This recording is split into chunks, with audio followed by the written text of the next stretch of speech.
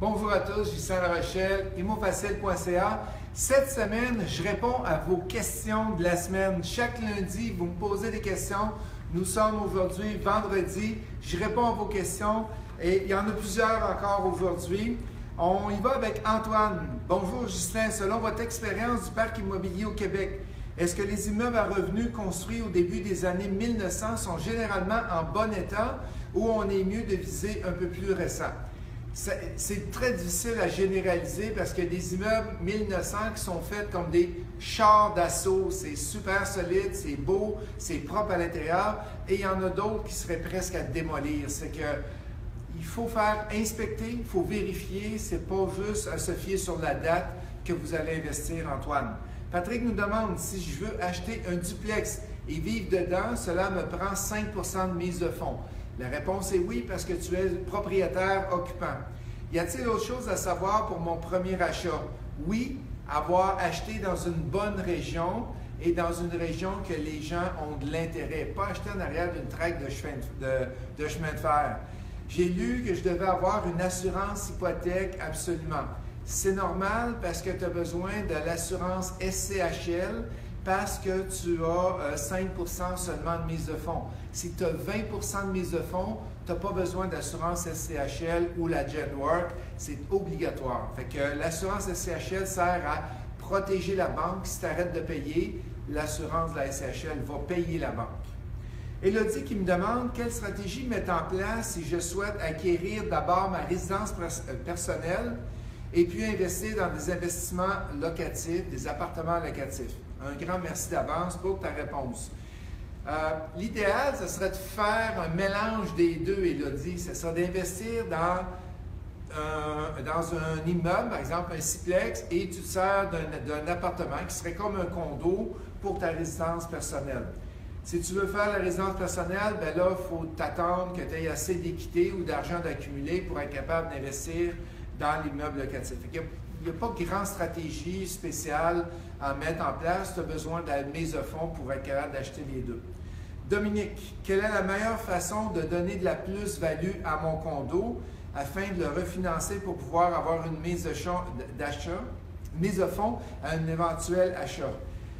La plus-value, c'est d'avoir un condo qui est bien entretenu, d'avoir un condo qui est rénové aussi. Si tu as une belle cuisine, une belle salle de bain, ça donne une plus-value. Mais est-ce que c'est la meilleure façon de faire ou le 25-30 000 que tu mettras en rénovation? Si tu as l'intention de rester dedans, le 30 000, prends-le donc et mets-le donc directement sur un prochain immeuble au lieu de l'investir sur ton condo. Et comment faire évaluer mon condo après les changements effectués? Bien, c'est avec la banque. La banque va te l'évaluer, va te dire qu'est-ce qu'il y en a. Fait que fais le calcul. 30 000, tu vas aller récupérer peut-être 80 % de ça, peut-être 100 si tu es chanceux, ou tu prends le 30 000, tu en vas l'investir directement en immobilier. C'est un calcul à faire, on peut vous aider là-dessus. Robin, ma mère aimerait investir avec moi en immobilier. Il y a quelque chose qui l'arrête. C'est son âge, 59 ans. Je suis un peu embêté à savoir quoi lui conseiller. Est-ce trop tard pour débuter en immobilier? Je ne veux pas ruiner sa retraite.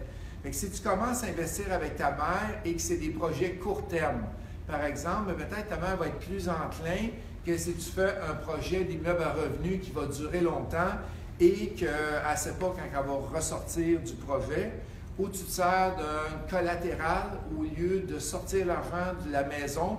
C'est une garantie, ça fait beaucoup moins peur aux parents. Justine, conseillez-vous aux jeunes adultes de commencer en appartement et acheter un duplex et triplex dans les années suivantes ou de partir directement en duplex lorsqu'ils quittent le nid familial, dépendamment de leur situation financière? C'est sûr, si tu as de l'argent pour acheter un duplex, triplex, l'argent que tu payes pour ton loyer va servir à payer ton hypothèque et ça, c'est de l'épargne forcée que tu fais. Mais ça dépend tout le temps. Si tu achètes un duplex à Montréal et que tu paies 500, 700 000, 600 000 pour le duplex, tu n'auras pas aucune rentabilité. Tu vas arriver dans le trou à chaque mois. Tu es mieux de louer un petit logement à la place d'acheter le duplex. Et si tu achètes un duplex et ça équivaut à peu près au même prix entre la location et l'achat, moi je te dirais, va acheter. Ça va être beaucoup plus simple et tu vas gagner pour du long terme.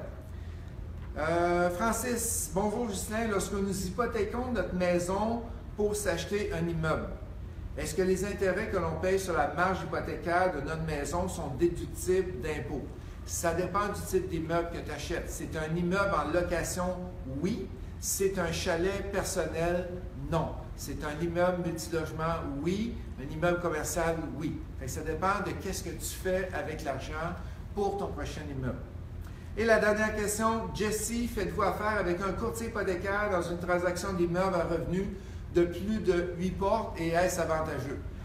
Ça dépend de la relation que vous avez avec la banque, ça dépend du type d'immeuble, ça dépend du risque. Si vous n'aimez pas négocier avec les banquiers, allez-y avec un courtier hypothécaire. Il va aller travailler avec 15, 16, 17 banques et il va être capable de bien vous diriger. Un gros merci à tous, ça me fait plaisir. Cliquez sur j'aime sur la vidéo pour qu'il se retrouve dans votre mur.